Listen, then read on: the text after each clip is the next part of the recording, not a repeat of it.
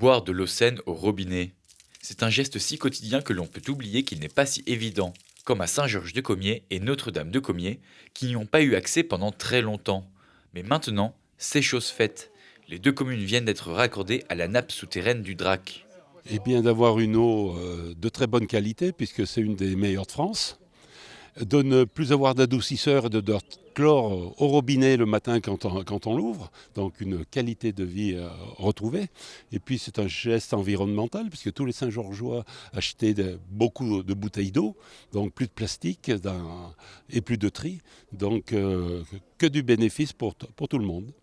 Jusqu'ici, l'eau qui sortait des robinets était très sulfatée, et la concentration en chlore lui donnait un goût particulièrement mauvais. C'est sous la pression des habitants, mais également de l'Agence régionale de santé, pour qui l'eau ne correspondait pas aux normes, que la métropole s'est lancée dans des travaux longs de 30 mois. C'est 10 km de tuyaux posés le long des routes, en travers du Drac, dans la nature aussi, sur les chemins, dans les petites rues de la ville. C'est des stations de pompage, c'est 3 pompages successifs en repartant d'un puits qui existait, le puits des îles du Drac.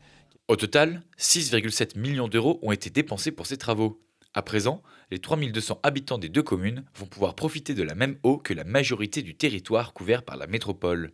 C'est ça la métropole, c'est l'esprit de solidarité pour permettre d'avoir un service public jusqu'au bout, dans les villages aussi, tout simplement, qui étaient alimentés par une eau qui pouvait présenter des non-conformités à certains moments. Un brochet décore la station de pompage aux abords du village, symbole de l'arrivée d'une eau enfin pure.